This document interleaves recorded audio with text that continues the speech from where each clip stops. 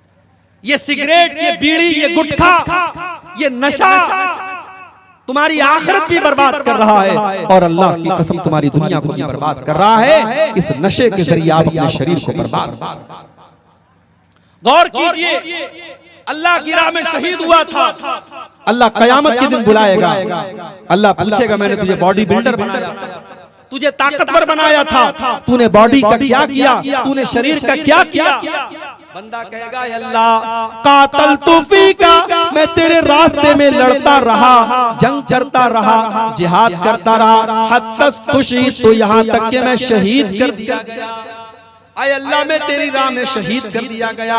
अल्लाह फरमाएगा तू झूठ बोल रहा है, तू इसलिए लड़ रहा था ताकि दुनिया वाले ये कहें कि बड़ा बहादुर आदमी है, बड़ा वीर आदमी है, बड़ा जबरदस्त आदमी है, तो दुनिया को दिखाने के लिए लड़ रहा था। उसके बाद अल्लाह के नबी फरमाते हैं उसको चेहरे के बल घसीट करके जहन्नम में डाल दिया जाए।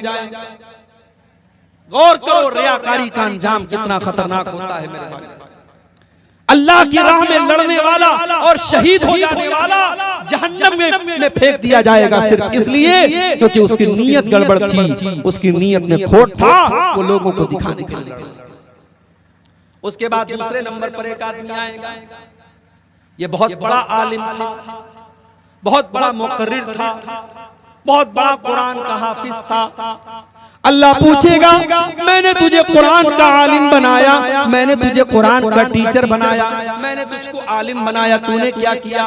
बंदा कहेगा अल्लाह मैं तेरे किताब को पढ़ता रहा, मैंने कुरान को पढ़ा और पढ़ाया, मैं रात दिन कुरान को पढ़ता रहा। अल्लाह फरमाएगा तू झूठ बोल रहा है, तू कुरान को इसलिए पढ़ता था ताकि दुनिया तुझे कारी कहे, तू अपने इल्म की शोहरत चाहता था, तू इसलिए कुरान पढ़ता था ताकि तू फेमस हो जाए, तू मशहूर हो जाए। अल्लाह, सोशल मीडिया का दौर है, शोहरत का फितना सबको घेरे हुए है मेरे भाइयों। अल्लाह हम सब की हिफाजत करे। अल्लाह के नबी कह रहे हैं वो आलिम जो दुनिया में शोहरत के लिए इल्म हासिल कर रहा था और शोहरत के लिए कुरान पढ़ रहा था, पढ़ा रहा था, उसको भी अल्लाह ताला घसीट करके जहन्नम। फिर तीसरा आदमी लाया जाएगा, ये बहुत बड़ा मालदार था, बहुत बड़ा मिलेनियर और बिलेनियर था, बहुत बड़ा पैसे वाला इंसान था। अल्लाह पूछेगा मेरे बंदे मैंने तुझको करोड़पति बनाया, अरबपति बनाया, खरबपति बनाया, तूने दौलत का क्या इस्तेमाल किया? बंदा कहेगा अल्लाह मैं दौलत को गरीबों में बांटता रहा, चंदा देता रहा, मदरसे में देता रहा, यतीमों को देता रहा, गरीबों को देता रहा। अल्लाह जहाँ पर भी पता चला कि वहाँ पैसा देने से तू खुश होता है, वहाँ मैंने पैसा खर्च किया। अल्लाह फरमाएगा तू झूठ बोल रहा है, तूने पैसा इसलिए नहीं दिया ताकि अल्लाह राजी हो जाए, तूने पैसा इसलिए दिया ताकि दुनिया वाले कहे बड़ा दान करता है, बड़ा देने वाला है, बड़ा सखी है, बड़ा फैयाज है, तूने शोहरत के लिए दिया था। और उसके बाद अल्लाह के नबी फरमाते हैं उस इंसान को भी घसीट करके जहन्नम में डाल दिया जाए। मेरे भाइयों रियाकारी से बचो, कोई भी नेकी करो अल्लाह के लिए करो, रियाकारी के लिए मत करो। आज तो वो हालात हैं, गरीब को कंबल दिया जा रहा है तो पहले गरीब की इज्जत को फेसबुक पर बेचा जा रहा है, किसी औरत को राशन दिया जा रहा है, बेचारी शर्माती हुई लज्जाती हुई आती है, आंचल से अपना मुंह छुपा रही है और कैमरा पूरा फोकस किए हुए है, कैमरे में औरत का वीडियो बनाया जा रहा है और फिर उसके बाद उसको इंटरनेट पर चलाया जा रहा है। देखो मैं गरीब औरतों को राशन पहुंचाता हूं, मैं बेवा औरतों को राशन पहुंचाता हूं। नहीं मेरे भाई, किसी गरीब की इज्जत उतारे बगैर भी तो उसकी मदद हो सकती है, किसी गरीब की खुददारी को तकलीफ पहुंचाए बगैर भी तो उसकी मदद हो सकती है। कुरान का 29वां पारा, अल्लाह के नेक बंदे गरीबों को खाना खिलाते हैं, यतीमों को खाना खिलाते हैं, कैदियों को खाना खिलाते हैं। क्यों खिलाते हैं? इसलिए नहीं कि वीडियो बन रहा है, इसलिए नहीं कि फोटो खींचा जा रहा है। इन्नमा नुतिमुकुम लिवजहिल्लाह ला नुरीदु मिनकुम जज़ाअन वला शुकूरा इन्ना नखाफु मिर रब्बिना यौमन अबूसन कमतरीरा। कहते हैं मेरे भाई, हम तो तुम्हें इसलिए खाना खिला रहे हैं ताकि अल्लाह हमसे राजी हो जाए। हमें तो कयामत के दिन का डर है, कयामत के दिन कोई किसी के काम ना आएगा। हमें तो कयामत के दिन का डर है, हमें तो अल्लाह का डर है, इसलिए हम तुमको खाना खिलाते हैं। आज दौर बदल गया। आज पहले के दौर में मुहावरा था, कहावत थी, नेकी कर दरिया में डाल, यानी नेकी करके भूल जाओ। कहां नेकी किया, नेकी कर दरिया में डाल। जब दरिया में डाल देंगे तो भूल जाएंगे। आज उल्टा मामला हो, नेकी कर यूट्यूब के ऊपर डाल, नेकी कर फेसबुक के ऊपर डाल, नेकी कर स्टेटस पर डाल, नेकी कर इंस्टाग्राम पे डाल, नेकी कर सोशल मीडिया पर डाल। अब तो नेकी का प्रचार हो, तब तक इंसान के दिल को सुकून नहीं मिलता है। मेरे भाइयों, रियाकारी से अपने दामन को बचा लो। कल कयामत के दिन अल्लाह के नबी फरमाते हैं, अल्लाह ताला बुलाएगा रियाकारी करने वालों को, दिखावा करने वालों को बुलाएगा और अल्लाह कहेगा कि ऐ मेरे बंदो, तुमने नमाज किसके लिए पढ़ी? तुमने नमाज जिसके लिए पढ़ी थी, जाओ उसी से सवाब ले लो। मेरे पास सवाब की उम्मीद मत रखना। तुमने नमाज मेरे लिए नहीं पढ़ी थी, तुमने रोजा मेरे लिए नहीं रखा था, तुमने दान खैरात मेरे लिए नहीं किया था, जिसके लिए किया था जाओ उसे सवाब ले लो, मुझसे सवाब की उम्मीद मत रखना। तो ये दूसरी बड़ी खतरनाक चीज है मेरे भाई, रियाकारी, जो हमारी नेकियों को खत्म कर देती है, हमारी नेकियों को नष्ट कर। तीसरी चीज जो हमारी नेकियों को बर्बाद कर देती है, उसको कहा जाता है बिदअत। दीन के अंदर नया काम। रबीउल अव्वल का महीना आया, 12 रबीउल अव्वल की तारीख आई, हमारे बहुत सारे मुसलमान भाई वो एक तीसरी ईद भी मनाने लगे हैं। आज तक आपने सुना होगा कि इस्लाम के अंदर 2 त्योहार होता है, एक ईद उल फित्र होता है, एक ईद उल अज़हा होती है। अभी एक तीसरी ईद भी मनाई जाने लगी और इसका नाम क्या रखा? ईद मिलादुन नबी, नबी की पैदाइश वाली ईद। और एक शायर कहता है, निसार तेरी चहल पहल पे हजारों ईद रबीउल अव्वल, सिवाय इबलीस के जहां में सभी तो खुशियां मना रहे हैं। तो इसके जवाब में मैंने क्या कहा था? ये बिदअतों की चहल पहल है, ये दीन अहमद नहीं है यारो। ये बिदअतों की चहल पहल है, ये दीन अहमद नहीं है यारो। नबी के प्यारे तो रोजे अव्वल से 2 ही ईदें मना रहे हैं। नबी के प्यारे शुरू से लेकर आज तक सिर्फ 2 ईद मना रहे थे, ये तीसरी ईद आ गई मेरे। अब तो बाकायदा वीडियो आ रहा है, अब तो केक कट रही है, बड़े बड़े उलमा, दाढ़ी वाले, पगड़ी वाले केक काट रहे हैं। बच्चे का बर्थडे मत मनाओ, सही नहीं है, लेकिन नबी का बर्थडे मनाओ, उस पर सवाब मिलेगा। मेरे भाइयों, इस्लाम क्या था और इन्होंने क्या बना दिया?